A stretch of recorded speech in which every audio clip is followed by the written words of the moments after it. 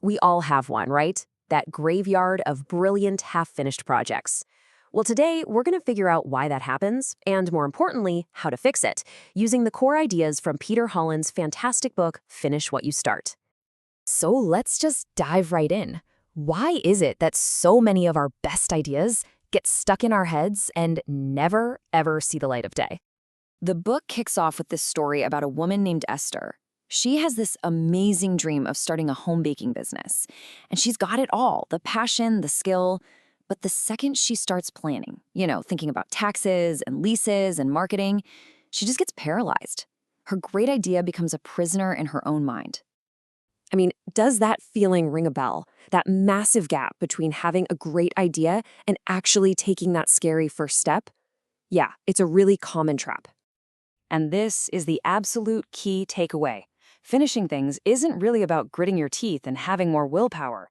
As it says right here, it's about building a dependable system, a process you can rely on to get things done, instead of just hoping you feel motivated.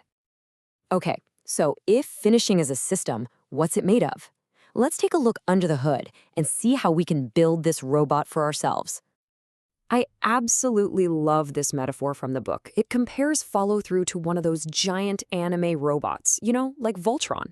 It's not just one thing. It's a combination of 4 crucial parts that, when they come together, become totally unstoppable.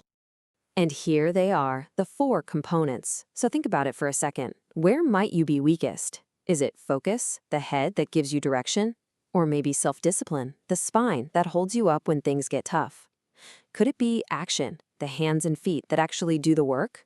Or persistence, the heart that refuses to quit? The thing is, a weakness in any one of these can make the whole system fall apart. All right, enough with the theory. Let's get practical. Let's talk about the actual tools you can use to build your own follow-through robot. And finally, beat procrastination. And these aren't just vague ideas. They're real, concrete tools. Think of them like wrenches and hammers you can use to break yourself free from that urge to put things off, starting right now. First up is something called temptation bundling. And honestly, this is a game changer. Instead of grinding through a chore just to get a reward later, you combine the thing you have to do with something you want to do at the exact same time. This slide just lays it out perfectly. You're basically bribing your present self to do the work. You only get to listen to that new podcast episode while you're folding laundry. You only get to watch that show you're binging while you're on the treadmill. See how it works? It cleverly links the want to do directly to the should do. Okay, our second tool is incredibly simple, and it all revolves around one little number, 10. The 10-minute rule is like a double-edged sword against procrastination. So to start something you're dreading, just commit to working on it for 10 minutes. That's it. The bar is so low, it's easy to step over and break that inertia. And on the flip side, to stop a bad habit, force yourself to wait just 10 minutes before giving in. That little pause is often all you need to break the spell and regain control. And our final tool, this one is all about fighting the ultimate enemy of progress, which is constantly switching between tasks. It's time to stop the chaos and start batching. Our brains are kind of like a messy filing cabinet. Every single time you switch tasks, say from writing something creative to answering emails, you have to mentally pull out a whole new file, and that just wastes so much mental energy. Batching is the simple fix. Just group similar tasks together. Do all your emails at once. Make all your calls back to back. You stay in one mental mode, and it makes you so much more efficient.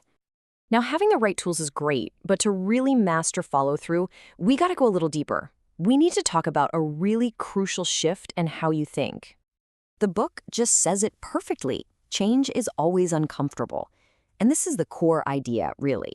True progress and actually finishing what you start, it almost never happens inside your comfort zone.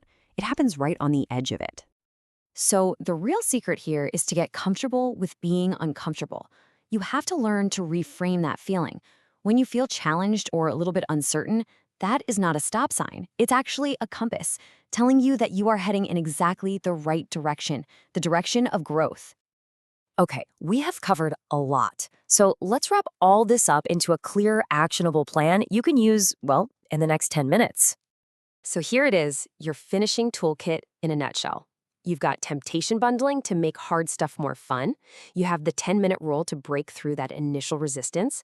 And you've got batching to keep your focus razor sharp. These are your weapons against procrastination. Look, having the knowledge is one thing, but it's totally useless without action. You've got the tools. So I'll leave you with this one question. What are you going to accomplish in the next 10 minutes? Pick one thing you've been putting off and just give it a try. The clock starts now.